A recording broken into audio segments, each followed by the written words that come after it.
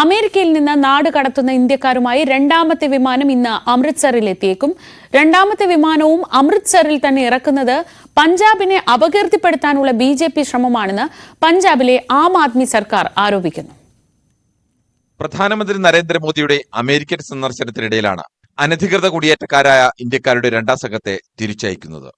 ഫെബ്രുവരി 5-നാണ് 105 ഇന്ത്യക്കാരുടെ ആദ്യ സംഘത്തെ അമൃത്സറിലെത്തിച്ചത്.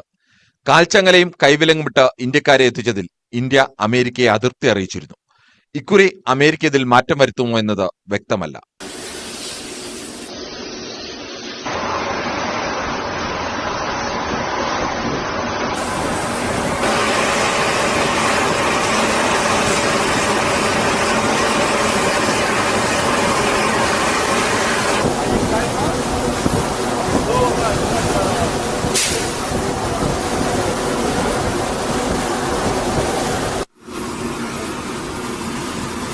അമേരിക്കൻ പ്രസിഡന്റ് ഡൊണാൾഡ് ട്രംപും പ്രധാനമന്ത്രി നരേന്ദ്രമോദിയുമായുള്ള ചർച്ചയിൽ ഈ വിഷയം ഉന്നയിച്ചു എന്നതിൽ സ്ഥിരീകരണമില്ലെങ്കിലും സന്ദർശനത്തിന്റെ പശ്ചാത്തലത്തിൽ ഇന്ത്യയുടെ അതൃപ്തി അമേരിക്ക പരിഗണിക്കുമെന്ന് പ്രതീക്ഷിക്കുന്നു.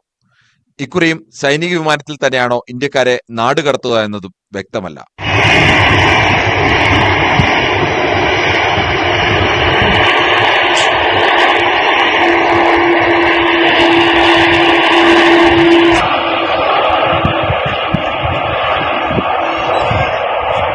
രണ്ടാം വിമാനവും അമൃത്സറിൽ ഇറക്കാനുള്ള തീരുമാനം പഞ്ചാബിനെ അപകീർത്തിപ്പെടുത്താനുള്ള BJP ശ്രമത്തിന്റെ ഭാഗമാണെന്ന് പഞ്ചാബ് ധനമന്ത്രി ഹർപാൽ ചീമ ആരോപിച്ചു. ഹരിയാനയിലോ ഗുജറാത്തിലോ വിമാനമിറക്കാത്തത് എന്തുകൊണ്ടെന്നും അദ്ദേഹം ചോദിച്ചു. അനധികൃത കുടിയേറ്റക്കാരായ ഇന്ത്യക്കാരെ സ്വീകരിക്കുമെന്നതാണ് ഇന്ത്യൻ നിലപാട്.